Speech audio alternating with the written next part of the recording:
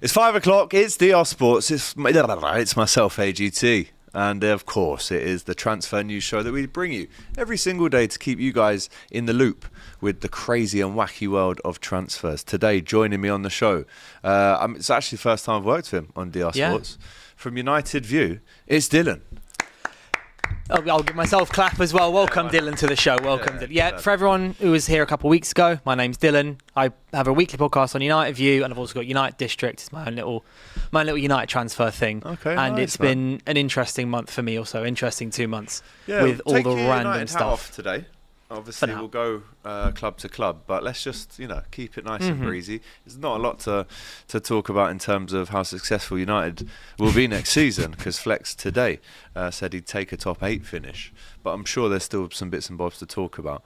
Before we get into the show and we're readying ourselves for the new Premier League season, look what I've got, ladies and gents. Move that out the way and that out the way. Ooh. Introducing to the Orbiter Ultimate from Puma Football. This is the official match ball of the Premier League next season. We can get it out of the box. Very lucky to be sent this by our good friends at Puma Football. Big up to Billy. And it's a nice one, man. I mean, listen, it's out there. It's striking, if you're part of I was going to say, it's because it's Puma's first season with the ball, isn't it? Gimme. I think we were talking before the show. You said it's not necessarily one that you reckon will become nostalgic. It's, I'm assuming they'll do different colours as well, because that's a winter season. And there'll be a winter season as well. But I like it. It's interesting. It's new. What I quite like, how the balls are sometimes they're just the normal hexagonal patterns or whatever. This actually has like all the different. I don't know if you can see that on the camera, but all the different shapes are. That's how it's cut into. Yeah. No, it's light. Cool seems nice as long as it's not like the 2010 World Cup ball. The Jubilani. Yeah, as long as it's not Classic. that, I reckon we'll be fine. But as far as Puma's first ball goes, I like it. We won't forget it's bold. It's interesting. We won't forget there it. You go. And how many goals is Brian Mbeumo scoring with this ball for Manchester United? Good question. I reckon 15 goals, 12, 13 assists. Because he's not going to be as main a goal scorer at United as he was at Brentford. He was Brentford's big main man, wasn't he? Yeah. He was the one who was scoring all the goals with Wissa. How many goals is Hugo Ekitike getting with this football right here? Is he going to start? You reckon? Ekitike? Yeah. Do you reckon he'll Yeah, of course he is. Yeah. It's going to be Liverpool's number 9. Because obviously 22 years old. Ooh. Yeah. Good question. 10 to 15. 10 to 15. Because, Salah's still your main man. Yeah. And I would say that depends on who you sign for if you get rid of Luis. Yeah, that's a good shout. Big up to Puma. That's the Orbiter Ultimate Ball that you'll be watching week in, week out, month in, month out, in the Premier League next season. So shout out to Puma for that. Right, let's start off with Chelsea, Dylan. Chelsea have a serious interest in Xavi Simons. I understand talks between the club and the players' camp have already started. No club-to-club talks yet. That's normally how these things happen. They obviously agree personal terms before the clubs have even spoke to each other about it. It's the modern way. First, though, it needs to be checked whether an agreement can be reached between Chelsea and the player. They are the most concrete option at the minute. We know Arsenal were linked with them last week. Bayern have obviously been a fan of theirs, of his for some time. Max Erbel is informed about everything. Xavi wants to leave, or Xavi Simons wants to leave Leipzig. If you actually look at his career, it's quite a glittering CV so far in terms of came through at La Masia, Barcelona, goes to PSG. Doesn't necessarily work out from there, but it's not that's not like a disgrace, it not working out at PSG. No, you look at Ekitike, yet to be seen how he adapts to the Premier League, but a lot of players in that era at PSG were the superstar team that didn't really click together. So, he's gone around the houses a little bit. He's gone to PSV and obviously Leipzig. He's been on a couple of loans. You were saying earlier before the show started, he's a name that we've almost known forever. He's 22 now, but he's been around for a long time.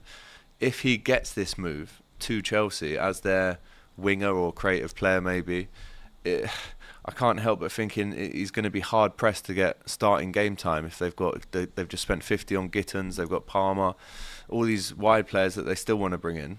Would that be a good move for him? It's one of those moves where if he does well at Chelsea, first 6 months, first couple of seasons, whatever, he will absolutely fly. Because I feel like their recruitment a couple of years ago, we were looking at it and laughing. A lot of us were, me included. Yeah. We were going, why are you buying every name under the sun? Why are you spending these billions here and there? 2 years later, won the Club World Cup, looked like a much more solid team under Maresca. They had obviously a bit of a wobble last season with Maresca, especially once Jackson stopped scoring and Palmer started to fade off a little bit, which after 18 months of pure brilliance from Palmer, you say fair enough. It's one of those moves where I think he'll shine because, for starters, he's an upgrade. I can't claim to know loads, but from what I've read about him and watching Madueke a bit, he's an upgrade, I would say, on Madueke. And he's simply a player of, if he's good enough to get into the team, he'll get in the team. And that means that Chelsea have an even better team than before. Let's say the options then for him at the minute on the table are Chelsea, Arsenal and Bayern Munich. Out of those three, if you were the player, what project would excite you the most? Good question. Got a few. Honestly, I'd go with Chelsea. Really? Yeah, considering that Arsenal... So they're looking at Eze, as we know, as well. They're looking at Eze, and I think that's a more sensible transfer for Arsenal to make. Bayern Munich, I would always just say, if I was a player, I'd be less attracted to that than Premier League teams. Maybe that's because I'm English, because I've watched the Premier League for years and years and years, and it's the biggest league in the world. And if you want to make a name for yourself, you're going to go somewhere like in the Premier League. And Chelsea, it does just start to feel like they've got something working here now. It'll be hard, but then again, if you go to any of the top 6 Premier League teams or potentially even top 10 Premier League teams now, you're going to have to fight for your games because the league is so competitive, all the teams are so competitive. So if you back yourself, if Xavi Simons backs himself, goes to Chelsea and succeeds, then he's suddenly going to be 23, 24, 25 years old, starting for a very good Premier League side, week in, week out in the hardest league in the world, which is a massive win. Yeah, I mean, like we said, he's shown a lot of promise in his career so far. He's had the loan moves. He's settled really at Leipzig, almost re-shone again and put himself back in the forefront of everyone's mind. What's the potential for him? Because, as I said, he's been around for so long. We've known about him. Such good stock coming from Barcelona. But, I mean, this has got to work, really. This move for him, I think, is like, right, you've had 2 massive clubs in PSG and Barca. You've got another chance now at Chelsea. You have to smash this opportunity. If he even goes there, could be Bayern or Arsenal. I can see it, but at the same time, I think he will get his fair shot at Chelsea. Is another thing about Chelsea which I think will be good for him. Is the downside to going to a club where you already have a number of very good attacking players is it's hard to get in the team. But the upside is that you're not then immediately the main guy. Yeah. That's so from United's perspective, from obviously me as a United fan, I've seen that so many times where a big name comes in the attack, is suddenly the main big guy because he's our one big new signing and it doesn't quite work out. And way too quickly, you're kind of labelled as a certain player, like you're labelled as you're limited or you're not quick or blah, blah, blah, and it doesn't work. Whereas at Chelsea, the fact that there is competition gives you time to bed in and shine through. And from watching him at the Euros and just in international breaks and everything, he does seem like a fantastic player.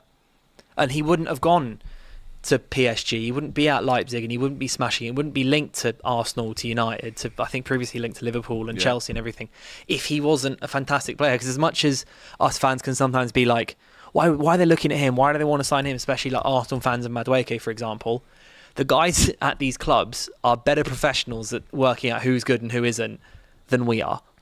So to a certain extent, I'm just saying, if Chelsea want him and he wants to go to Chelsea, that's fantastic for him. Personally, I hope it doesn't work because I need Chelsea to sign Garnacho, but that's a whole side thing. The one thing that doesn't concern me necessarily, because he could change that. It's obviously down to him to force himself in any team that he goes into. But looking at his career so far, 7 games for PSG, 34 games for PSV. RB Leipzig 43 games and 12 goals, which was definitely his most. Both his most successful seasons have been in PSG and Leipzig, but then 14 appearances this season and 6 goals. There's not been one club where he's been at where he's played over 45 league games.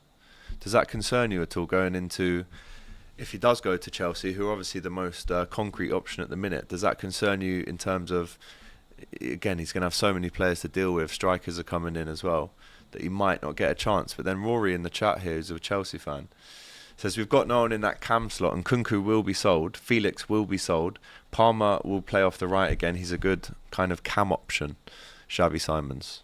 Yeah, I mean, if Chelsea want to do what they want to do, which is compete for the Premier League, Champions League, FA Cup, EFL Cup, You need these players, especially these days when the teams are going to be playing 60 games. Like, if he's not played maybe over 40 games regularly for a club, maybe I'm not sure if that's down to injury issues or just down to not being selected or whatever. Yeah. But I think that Chelsea, especially if those players, like, it's a good point about Felix and Cuckoo, everything leaving, there is space. There is space. And he seems like a good central player. He seems like he can also work out wide, and it seems like he can work as a false nine. This is just off me when I was reading reports previously when we were linked to him. It just seems like he's a versatile option who will manage to fit in somewhere, and someone who can fight for his place. Because you have to do that at Chelsea. It's the way it works there. The managers, everything, they're always very demanding, and they're always very quick to change things if stuff isn't working. Yeah, obviously he plays for the Netherlands as well, and Frimpong rates him highly, says he can play on the left or as well as an inverted role. Yeah, I mean, he could play left attacking midfield as well. Could play more centrally. Yeah, there is space for him, despite the fact that Chelsea have a classroom full of attackers. Yeah, there's definitely space for him. But also the link to Arsenal maybe suggests that they're definitely still looking for a Eze or that type of creative player who can play probably more centrally than out left. I don't really have Eze down as like a left winger. Eze's not a touchline winger at all. No. That's the one thing with the Eze transfer. When it was like Rodrigo or Eze, I was like, that's two pretty different types of left wingers. Eze's played in kind of a slightly more central role and free to go into the centre. Whereas on the right at Arsenal, you've got Saka, often hugs the touchline, is very much a winger. Madueke is similar. Yeah. Yeah, okay, well, let us know in the chat. Who do you think Xavi Simons ends up with? 11 goals and 8 assists there. Is that totally correct? I think I had 14 and 6 according to Wikipedia, but we could be right and they could be wrong. Current contract, still got 2 years left, so again, some bargaining power there for Leipzig, who will be looking to get how much for him, do you reckon? Well, I think all parties are heading towards an exit this summer. I think he wants to go. Leipzig have accepted that, and they're looking for options. I think reports earlier today said it was around 60 to 70 million euros, so 50 to 60 million quid. Is that the market value then for it that seems kind of like player? it. 60 mil, you can't bet anyone for less than 60 mil. Yeah, think about the market at the moment. I remember saying this a few weeks ago, I think it's mental. Yeah. Anthony Elanga, good player, 55 million quid. Yeah. And then you've got like Mbeumo, obviously 65, going up to 70, but that's more of I'd say an acceptable transfer fee in the current state of the market. So it seems that someone who's got that many of senior appearances under his belt at 22, loads of international caps, being the main man, at least for Leipzig, being one of their main men as well. The experience in terms of being an attacking player, he's clearly shown himself as someone who can score and create. That's just the value of players, which I personally think is so overinflated at the moment. I think all transfers are. Yeah, I mean, but the market dictates it though, doesn't it? The market's crazy at the moment. It's all relative. I think it's really unexpected. I was expecting a lot of lower transfer fees this summer, but it seems, especially with City and Liverpool going ham so early, that's just what you got to pay now. Well, speaking of Liverpool, let's go to Liverpool. Your boys. Liverpool have signed Hugo Ekitike from Frankfurt for a total price of 79 million. That includes 10 million in add-ons. The upfront price is 69. I mean, this one for me is the most realistic option. I thought those weeks back when the Isak rumours were very heavy.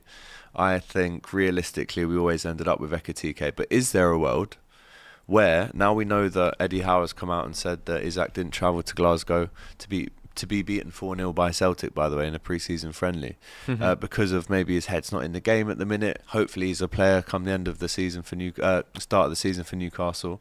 Do you think there's a way in which Liverpool end up with Ekitike, sell Diaz, sell Nunez, and then bring in Isak? And are you scared by that potential prospect? Yeah. Good. Realistically, I was touched on the Ekitike transfer first. It's so annoying. Yeah. It is so annoying because if Ekitike had signed for United, or maybe signed for Chelsea, or signed for someone else, I'd have gone, you're buying someone who could become good, but there's a lot of room for error there because he's 22. Very, very good season at Frankfurt, but it's at Frankfurt. But it's different at Liverpool. It's different because you are so settled compared to so many. Obviously, City would never go in for him. They've got Haaland or whatever. Liverpool, annoyingly, are very, very settled. And it's like you've built everything around the striker pretty much now.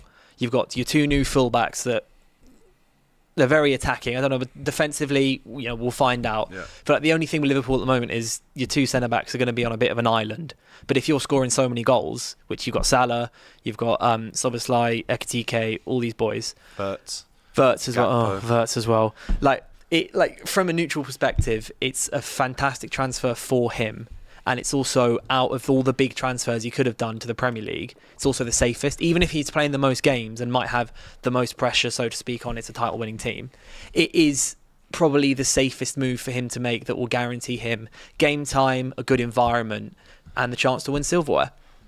Yeah, I mean, he's going to have it all set up for him to do exactly his job. This is what I mean. And also, it's not like he's going to have to be the guy that's going to score 35 goals. You've got Salah. Well, me and Doyle said on the pod earlier that if he comes away with, let's say, 25 goals in all comps, so 15 in the league, maybe 10 in the Champions League, plus FA Cup, that'd be a fantastic season for him. Plus 15 assists. That's really what we wanted from Darwin Núñez. Just after 3 years, do you reckon he's getting 40 goal contributions though? First season at Liverpool. I think in Núñez's first season he got maybe. I think 40 is a tough ask.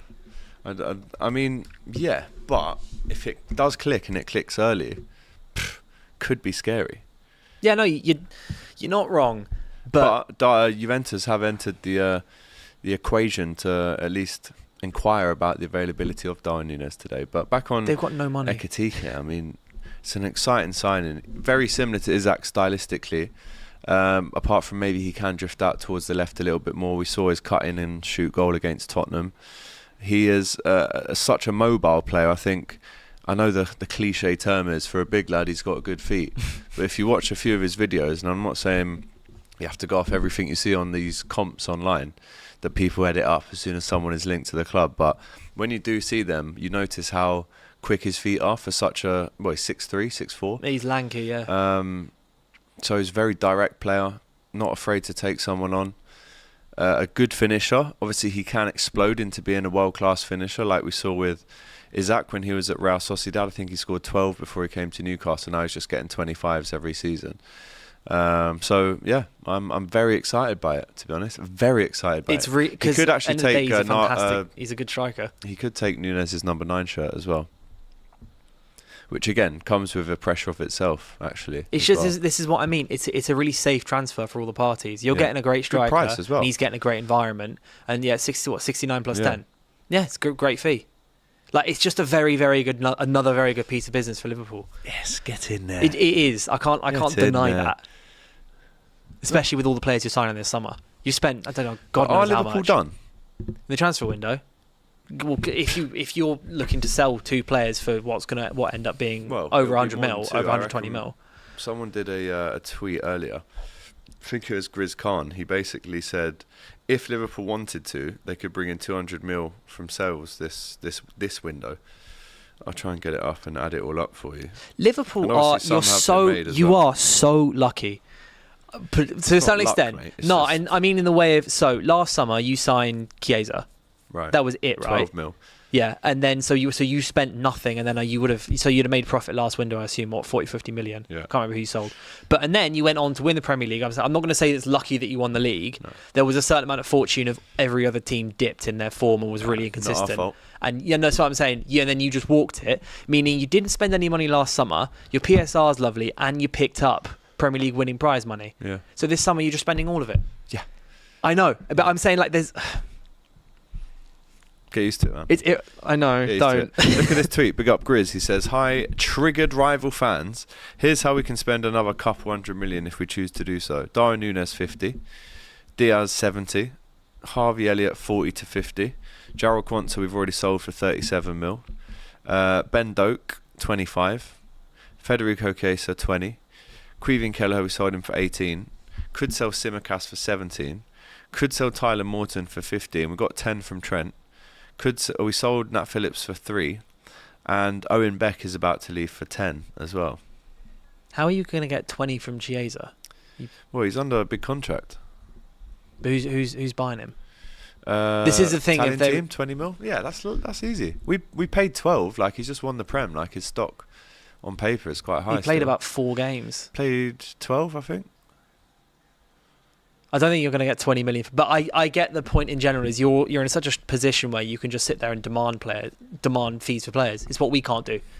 We finished 15th. We can't then turn around and demand the actual values. So imagine if we do that, players. we would buy Isak. If we had 200 extras to spend, we'd you would see what Isak. Newcastle say and then just pay it. Yeah. I mean, he's clearly open to leaving Newcastle. Yeah. Well, yeah. A lot of times we've heard, he'd never leave. Matty Renton told me himself, but I think everyone doesn't want to leave until an offer arrives where, like in The Godfather, it's too good to refuse. I'm going to make him an offer he can't refuse. And when that happens sometimes, as much as you love them, and I've had it done to me, by the way, with our players leaving, I think your head starts turning. You do start thinking about, is the grass greener? You do start imagining yourself in the kit, stuff like that. You have your chat with your agent, and all of a sudden you've gone from I'm definitely staying to that is too good to turn down. Might not ever get this chance again. I'm not saying this is going to happen, by the way, not at all. No, but you can see right. it. You can almost see the first kind of steps to the rings in that ladder, really, of him. At what point do you think? I don't think he's the kind of kid to hand a transfer request in, but what would he have to do to get this move now? Well, he'd just have to rely on Liverpool being strong with Newcastle. He clearly, I think, there's also all the Saudi stuff where he's apparently like they've opened talks with Saudi or something, or like he's spoken to representatives of one of the Saudi teams. But I think it's a case of, if Liverpool were to come in and decide to not necessarily strong-arm Newcastle, but, be more of like the bigger bully in the room and go, we want your guy, this is what's going to happen, then he's probably just going to sit there and go, yeah, cool. I don't think he'll turn to Newcastle and go, right, sell me now. Like, if there's like 3 days left in the window, like he might just be like, I'm 26 next year. It's not like I'm 21. Looking for my last big contract. He's still got 2-3 big contracts left. But I think it would just be a case of, if Liverpool were to come in for him, he would kind of be like, I kind of do want to go. Like Mbeumo in United. And Mbeumo never turned to Brentford and went, let me leave. I want to go now. We've got to go. He just went, let them deal with it. He was just like, I would like to join them, Brentford. I want to let you know that I would like to join them. But I'm not going to sit here and be petulant and hand in a transfer request and refuse to go to training, like, for example, Gyökeres is with his Arsenal move. So it would be down to Liverpool, and then he would probably just help edge it on if Liverpool were to properly send it for him. Liverpool and Hugo Ekitike's camp have rescheduled his flight for the striker on Tuesday morning, as documents are still being signed. No issues, as Hugo will land tomorrow and undergo a medical immediately, then sign a 6-year contract with Liverpool. The breaking news there in the last 1 minute from Fabrizio Romano. When are you going on pre-season? I am going to Hong Kong on Wednesday. And Liverpool's first game They're already there. AC that's Milan on Saturday I'm going to. Oh, nice. Yeah. That's fun. In the Kai Tak Stadium for the football festival in Hong Kong. I watched United play in Hong Kong post-season friendly. The players did not look like they enjoyed it. Oh, you were out there? Yeah, so the post-season friendly, one game was in Kuala Lumpur and then the other one was in Hong Kong. I've never seen people sweat so much in their life. Oh, really? I don't know if the weather's still the same a month and a half later. It's raining a lot, I've been told. But it looked horrendous to play in. It's post-season tour after we finished 15th, so none of the players wanted to be there anyway. Yeah, it didn't look fun. I can understand that. Big up to Clara Bitsy with the super chat. AGC, I'm worried for you. Surely deserve a pay rise from wearing Sergio Tacchini on every show to a plain black tee now. This is actually a very comfortable navy sweatshirt from Uniqlo in Liverpool. I love Uniqlo. If you fancy sending me some bits, let me know. Justice for AGT, she says. Nothing wrong with Sergio Tacchini. Top brand. Lovely brand. Deluded Steve, yo AGT, what would you consider failure next season? It's a good question. Failure if Liverpool is not winning the Premier League. You can't win the league, spend 300 million and then go, I'll take second. Correct. You've got to win the league. But I'm happy. I'm quite comfortable with that pressure. That's the pressure of being an elite club. I can sit here right now in August, not even August, July, and go, I think we'll win the Prem again. And that's you're not going, oh my God, he's deluded, he thinks that. Like, I'm comfortable with that pressure. Well, because that's where your club is. Yeah.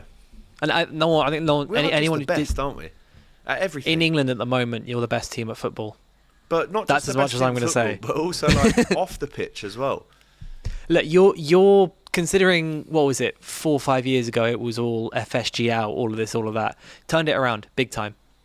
Same with like obviously Arsenal a few years ago, with everyone was massive Kroenke out, and then they to a lesser extent, but then turned it around. They've gone from finishing eighth to like third, second, title races, all of that. You've turned your owners have turned it around, and it's just like, you know, in terms of football, props to them. In terms of Luis Diaz, though, he's allegedly, we've heard this already, which upsets me because he understands that Liverpool don't necessarily want to offer him a new contract at this age, but I would give him a new contract. He's only 28, 29? Yeah, he's 28. He's been at Liverpool now since 2022. In January he signed. And he's one of my favourite players. Like, he really does get you off your seat when he's on the ball. Some of the stuff he can do is frightening. And he scored 18 goals last season for Liverpool. Like, he was brilliant. But he wants to leave, allegedly. He wants to join Bayern Munich. There is, obviously, as we know, no full agreement at all yet between Diaz and Bayern. But the personal terms won't be an issue. They're waiting on Bayern to come back with that second bid. Why do you think they've taken so long? I mean, the bid was last week. Normally these things happen fairly quickly. There's like a domino effect. Bid, rejection, bid, accepted. It's quite, you almost want to strike whilst the iron's hot whilst they're engaging. They haven't really put another bid in for 5 or 6 days. If they want to put another bid in, because Liverpool's stance has been so strong. Like you said to Barcelona, no way, you're not getting him. And then you said to Bayern Munich initially, you were like, nope, no way, no one's getting him, he's staying. It'll be a case of Bayern don't want to put a bid and then a bid and then a bid and then a bid and then a bid and then a bid in. They don't want to just like keep upping their bids. So it might be a case of they're just talking with Liverpool on the DL or through intermediaries or something to try and, like, they might be putting soft bids in. Right. Being like kind of like trying to come into agreement, see if Liverpool will open up, and then maybe mention a number or maybe mention a ballpark or something before then putting a second bid in. So if you're just bidding blind and the club's just sat there going, not no, for sale. No, like, you don't know how much you're going to end up spending, and you might completely overshoot. Right. So it might just be a case of Liverpool and Bayern Munich, or Bayern Munich are quietly trying to like nudge something out of Liverpool, kind of off the record, before then going back. To say like, what would you want from him then? Sorry, they would almost be saying in an unofficial way, not as an official lodged bid, but they might say, all right, well, what kind of figure would you be thinking is fair? And they might say, well, we want 75, you bid 55, basically 56, so we're miles off it and we're not budging off that, so that's the price. If you don't want to pay it, no worries, see you later. Yeah, and then they might come back with, because obviously if you get asked that question about anything in the world, you go, how much for that phone? You're going to say more than what you actually want from it because you want as much money as possible. So maybe Liverpool say 70 or 75 and then they come back in with 62 plus 4 or something, like, or 60 plus 5 or something, and then maybe see if Liverpool kind of go, you know what, fair. Like, it might be later in the window if you decide 100% you're not signing him, he's not signing a new deal or anything. You might go, bite the bullet now because the Isak door's starting to open, and then maybe that could be another thing. Bayern Munich could be waiting to see if Liverpool go for someone like Isak, or if you can't sell Nunes, or you sell Nunes for less than you think, and then Bayern then go, okay, now they're in a more vulnerable position than they were 3 weeks ago. Now we'll bid. I wonder if I'll see him on Saturday against AC Milan. I can't wait to see this lad. He's just exciting. He's one of those players that when you watch him you go, wow, that was good. His little knee slide celebration. Liverpool fans are going to have Hugo Boss. His story's so interesting as well. Go on, tell us. What did you, I mean, in the way of, like, obviously playing through when his father was kidnapped and everything like that, and then coming back and that whole storyline, like, that adds an extra level of affinity with the Liverpool fans and makes him the connection between him and the club much stronger. Yeah, and you know when Jota scored once, he held up Diaz's shirt when that happened. Man, I haven't thought about Diogo for a few days. It's sad, man. Every time I think about it, it breaks my heart. But Hugo Ekitike looking like he's going to join the tour. Hopefully I do bump into him on Saturday, or just knocking about Hong Kong, you never know. It should be good. But I think Diaz does go, but this interest in Rodrigo, what do you make of that? The whole Rodrigo thing, I always find it very hard to believe reports about Real Madrid players because Spanish media and like the Spanish aggregators and all the accounts, everything, they're all crazy. They're all like, all the shows on everything is crazy. So Rodrigo might be open to leaving. Like, but it's really hard because as well with Real Madrid there is so much drama around Real Madrid all the time that it is hard to filter out what's actually going on. If he is open to leaving or Real Madrid want to sell him, he would be such a good signing for Arsenal. And then also if you sold Diaz, it's such a perfect, just kind of not like for like, but as in you remove Diaz, put Rodrigo in there, calm. He'll cost about 80 million or something from Real Madrid. But if you raise most of those funds through selling Diaz, go and get Rodrigo, who's younger than Diaz, for more money, but you're also just kind of making sure that position is still ticking with still really high quality players. And they're still looking to bring in Mark Gahey, another centre-back. There's obviously the conundrum now of Konate's contract. Will he leave for free next year and go to Madrid? You know, I think Liverpool have a decision to make fairly soon on that. And they need to basically sit down and go, right, if you are planning on leaving for free next year, which technically we can't force you to not do, then we might have to sell you this window so we get 50 mil for you. That could be something to talk with Real Madrid about. If you want Rodrigo, they want Konate. Because if I'm right, Konate's on like 40 grand a week or something in Liverpool, isn't he? No. Or like, but it's maybe not that low, but like it's. Konate. As far as I remember, it's a really like for a Premier League winning centre back. No, he's on. I remember it being good. Well, he's signed. Am I completely waffling here? Hang on, per week 70. So, yeah. But again, that's Premier League winning centre back. So if Real Madrid were to come in with a very nice wage package 120. and tell him 6 months in advance, like what happened with Trent, tell him 6-7 months in advance, being like, by the way, we're going to offer you this. It might be worth you biting the bullet a little bit on not keeping Konate for another year, and then go and using him in negotiations. And if for Rodrigo. it is a money thing, I know Konate has come out and said everything you see online is fake, pretty much. He did come out and say that. But if you look at the market kind of averages, I mean, this guy isn't average, he's above average. Virgil van Dijk's on 11.44 million salary a year. Mm-hmm. Even Upamecano on 10 million euros, it's probably a good, 6-7 million pounds. William Saliba, 9.88 million pounds. And Konate's, I know, poor him, 3.64 million pounds. But if he's with his agent, is looking at the situation going, well, I could try and push for a bit more for Liverpool if they don't want to do it, which I do think he should be worth. I mean, obviously I'm not a financial expert within the football game, but if I'm looking at the market, I know Van Dijk's exceptional, but I'd say 120 would be fair, 130. Which is almost double what he's on now. Yeah. And if it's a fair value for him, then if he sits there and agrees with you, was it specifically you, but if he's thinking the same thing, he sat there going, I'm on half what I should be. So either Liverpool can offer me a new contract, or I'm going to find someone else who will pay me what I believe to be a fair wage. Yeah. According to Goal, they say that Liverpool will not make life easy for Madrid, as they have done in the past. Whilst they would have no issues cashing in on the French centre-back this summer, they have slapped a non-negotiable price tag of 50 million euros, 43 million pounds, 58 million dollars. Everything we're seeing at the minute is in euros, isn't it? Have you noticed that? It's so annoying, and then Bleach report of everything in dollars. Yeah. And then everything either has or hasn't got add-ons, and it doesn't mention if things have or haven't got add-ons. Yeah, it's just stick to pounds, really. I've become pretty good at working out what everything is in pounds, because everything keeps being said in euros. Yeah. And so I have to then go online or write and then tweet or then speak and say everything in pounds again. Well, if you just think that 50 million euros is 43 million quid, you can kind of work around that.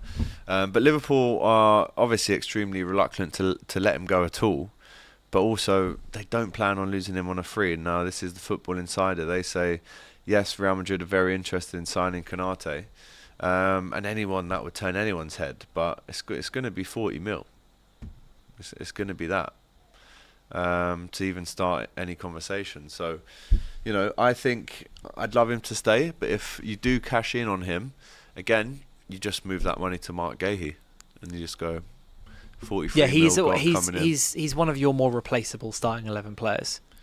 Even though he is very good, though. No, yeah, he's fantastic. They like most of your starting 11, your whole starting 11 is very, very good. But is it like in terms of, let's say, if you were to lose someone like Van Dijk or Salah or Alisson, etc., that's a different wavelength to losing Konate because the Premier League is so stacked, and even Europe, they're so stacked full of defensive talent at the moment. Like you'll be fine. What other centre-backs could be around? Obviously, Hato's been linked to Liverpool. That is definitely a position they're still looking to bring in before the window finishes. But Hato's there, Bastoni. There's not many though that jump Yeah, out. I at the admit minute. I'm not too familiar on the centre back market. Yeah, there's I don't not know too if many the that jump comments or out. the chat know anyone, but I don't.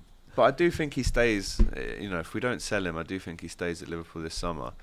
I mean, what would Real Madrid do if like a PSG, for example, came in and? Because I know Stu, when he was on here recently, the PSG fan, showed me a picture of after PSG beat us at Anfield. He goes into their changing room, and there's a picture of all the 5-6 French lads on their team, and he's just like chatting to them and having a chat. He reckons he's more likely to actually end up at PSG. So what would Real Madrid do then? Would they just concede to the player? Because PSG could say, well, there's 40, whereas Madrid obviously want him on a free. They're going to do their irritating, if you don't want us, we don't want you, we are Real Madrid thing, as they do with like every single player. They tried to do it with Lenny Yoro, didn't work. Yeah. But that's what they'll do. Like they'll sit there and go, okay, Konate, we're going to offer you this salary because we told you this 7 months ago back in December, and or whatever, or like whatever we told you we're going to sign you for. If you want to come and play for the world's greatest club to go and win everything, blah blah blah, blah, then you're going to come to us. If not, go. We don't want you anyway. That's their line. Always, and it always has been, because that's what Perez says. He goes, we only want players who want us. Otherwise, you can jog on, and that'll be their line, and then it's up to him. They'll go balls in your court, but we are Real Madrid. Remember that. And that's how we feel. We feel like, well, if you don't want to be with us, off you go. We only want players when you are the stature of being like one of the elite clubs at the moment in terms of like the football. Obviously, you've got a name, history, everything, but then also just being. You're going to win the Premier League with us. You're going to get a fat bonus when we win the Premier League. That's you can afford to take that position. Yeah. Joe says total waste on money of Ekitike if you buy Isak too. I mean, Ekitike can play on the left, so they could both get in the same team. But let's not get too ahead of ourselves. It's not a waste of money if you buy both. Speaking of waste, Manchester United, Marcus Rashford goes to Barcelona on loan. Are you, as a Manchester United fan, happy that situation is off your hands for a year now? It's in someone else's, it's on their inbound desk in their office, and Marcus Rashford is obviously still going on loan. It's not a permanent transfer. But are you actually happy for him that he's got this move? It's a very torn thing to witness, because it's been accepted for ages, he's going to be leaving. Ever since he didn't start, ever since he wasn't in the City squad, the squad to face Man City back in December, that was it. We were like, hey, we know this is done realistically. So from a United fan's perspective, for him, I am really happy for him. He's got a move to a massive club that he's been clearly dreaming, because it's the Barcelona stuff. It's not new in terms of him. He's always said, I want to play. Like, I love to play at Camp Nou. When we played Barcelona and he scored at Camp Nou, he was like, that is a dream of every football fan. But because like every fan wants to play and score in these big stadiums, Old Trafford, Anfield, Camp Nou, Santiago Bernabeu. Like all these players want to play. So for him, I am happy for him. Then the situation he was in to the situation he is now in is fantastic for him. He's going to go and play with some amazing players at a great stadium, at a team that will be fighting for titles, which is where I think he deserves to be. In a team fighting for titles, just based off, how good he can be. And in terms of United, I'm happy that it's over. Like the noise, it was crazy. Whenever he did well at Aston Villa, everyone was in uproar because he was still in England. When he's in Spain, I think the noise will be quieter. He's quite literally further away.